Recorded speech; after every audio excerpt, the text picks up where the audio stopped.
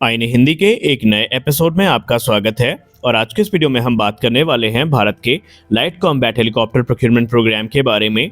दोस्तों, एक बात तो हम सब काफी अच्छे से जानते हैं कि लाइट कॉम्बैट हेलीकॉप्टर आज नहीं तो कल भारतीय सेना की सर्विस में हमें देखने को मिलने वाले थे, लेकिन ये स्पष्ट नहीं था कि मिनिस्ट्री ऑफ डिफेंस इस पे बड़ा निर्णय कब तक लेगी और संख्याओं को लेकर के भी हम पूरी तरीके से सुनिश्चित नहीं थे।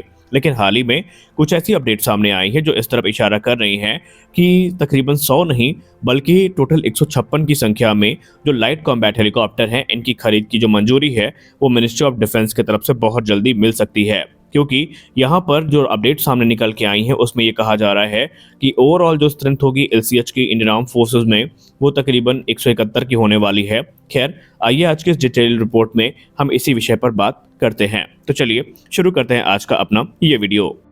दोस्तों, जिस चीज़ का हमें काफ़ी लंबे समय से इंतज़ार था, फाइनली अब वो चीज़ होती दिखाई पड़ रही है।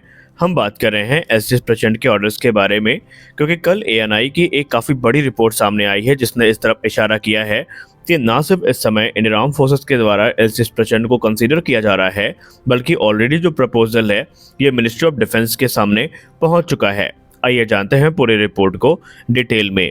एएनआई की रिपोर्ट में ये कहा गया है कि भारतीय वायुसेना और भारतीय थल सेना दोनों मिलकर के 156 की संख्या में जो लाइट कॉम्बैट हेलीकॉप्टर हैं, जिनको हम प्रचंड के नाम से जानते हैं, इनको खरीदने वाले हैं और इन्हें चाइना और पाकिस्तान को ध्यान में रख करके खरीदा जा रहा है।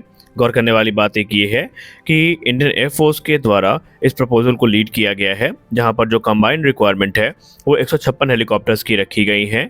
ये एक जॉइंट एक्विजिशन होने वाला है और माना जा रहा है कि बहुत जल्दी भारत के रक्षा मंत्रालय से इस प्रोग्राम को जो अप्रूवल है वो भी मिल जाएगा। अब अगर हम नंबर्स की बात करें तो 156 हेलीकॉप्टर्स में से 66 हेलीकॉप्टर भारतीय वायुसेना के लिए होंगे, जबकि 90 की संख्या में जो हेलीकॉप्टर्स हैं ये इंडियन आर्मी के द्वारा इस्तेमाल किए जाएंगे। अगर हम ग्रैंड टोटल की बात करें तो 156 ये हेलीकॉप्टर और 15 की संख्या में पहले जो हेलीकॉप्टर डिलीवर किए गए हैं, ये मिलाकर के जो नंबर है ये 171 पहुंचता है। यानी 170 से ज़्यादा जो हेलीकॉप्टर्स हैं ये भारतीय फोर्सेस को ज्वाइन करेंगे। हालांकि एक अनुमान के हिसाब से आने वाले निकट भविष्य में तकरीबन 300 से ज़्यादा हेलीकॉप्टर्स हमें इंडियन आर्म फोर्सेस की सर्विस में दिखाई पड़ेंगे। हालांकि वो खरीद प्रक्रिया एक चरणबद्ध प्रक्रिया होगी, जहाँ पर सिलसिलेवार तरीके से ये जो प्रोक्योरमेंट है इसको आगे बढ़ाया जाएगा। रिपोर्ट में ये भी दावा किया जा रहा है कि इस समय इन हेलीकॉप्टर्स की कैपेबिलिटी को काफ़ी ज़्यादा इन्हांस किया जा रहा है ताकि इंडियन आर्म फोर्सेस की सारी रिक्वायरमेंट्स यहाँ से पूरी हो सकें। भारतीय थल सेना एलसीएस प्रचंड को लेकर के बहुत ज़्यादा उत्साहित है, क्योंकि एलसीएस प्रचंड की जो यूनिक परफॉर्मेंस है ये इसे अपने कैटेगरी के दूसरे हेलीकॉप्टर से काफ़ी अलग कर देती है। क्योंकि हम सब जानते हैं कि भारत की सेना जो है वो हाई एल्टीट्यूड एरियाज पे डिप्लॉयड है और उस तरह की कंडीशन में ये जो हेलीकॉप्टर है ये काफ़ी अच्छा परफॉर्म करता है। यानी कि हाई एल्टीट्यूड वॉरफेयर को ध्यान में रखते हुए इंडियन आर्म फोर्सेस के लिए ये हेलीकॉप्टर एक गेम चेंजर माना जा रहा है, क्योंकि इसकी जो कैपेबिलिटीज़ हैं वो अनमैच्ड हैं। फिर चाहे इसकी स्लो स्पीड परफॉर्मेंस हो हाई एल्टीट्यूड पे, या फिर इसकी अच्छी स्टैंड ऑफ डिस्टेंस से अटैक करने की कैपेबिलिटी हो, एक्यूरेसी हो, ये हमारे इन्फेंट्री के लिए एक फोर्स मल्टीप्लायर का काम करने वाले हैं। ये हेलीकॉप्टर 15,000 फीट की ऊंचाई पर टेक ऑफ और लैंड कर सकता है और फुल वेपन पेलोड के साथ 14,000 फीट की ऊंचाई पर ऑपरेट भी कर सकता है।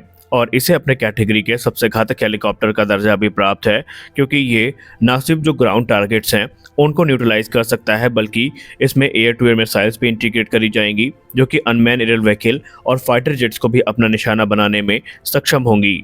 लाइट कॉम्बैट हेलीकॉप्टर के अगर हम टोटल वेपन पेलोड की बात करें तो इसकी जो total weapon payload carrying capacity है वो 920 किलोग्राम की है, जहां पर इसे वैरायटी ऑफ वेपन्स से इंटीग्रेट किया जा सकेगा या इक्विप किया जा सकेगा, जिसमें एयर टू एयर मिसाइल्स शामिल होंगी, 70 mm के रॉकेट्स होंगे। इसके अलावा इसमें 20 mm की टरेट गन भी है और इसमें जो एंटी टैंक गाइडेड मिसाइल है इनका इंटीग्रेशन ऑलरेडी चल रहा है, जिसकी वजह से इसे टैंक बस्टर का नाम भी मिला है। आपको याद होगा हाल ही में एक रिपोर्ट सामने आई थी जहाँ पर हेलिना और ध्रुवास्त्र के इंटीग्रेशन की बात की गई थी। हालांकि एएलएस से ट्रायल्स पूरे किए जा चुके हैं और इस समय एलसीएच में जो इंटीग्रेशन वर्क है वो चल रहा है, जो कि माना जा रहा है कि 2023 खत्म होते होते पूरा कर लिया जाएगा।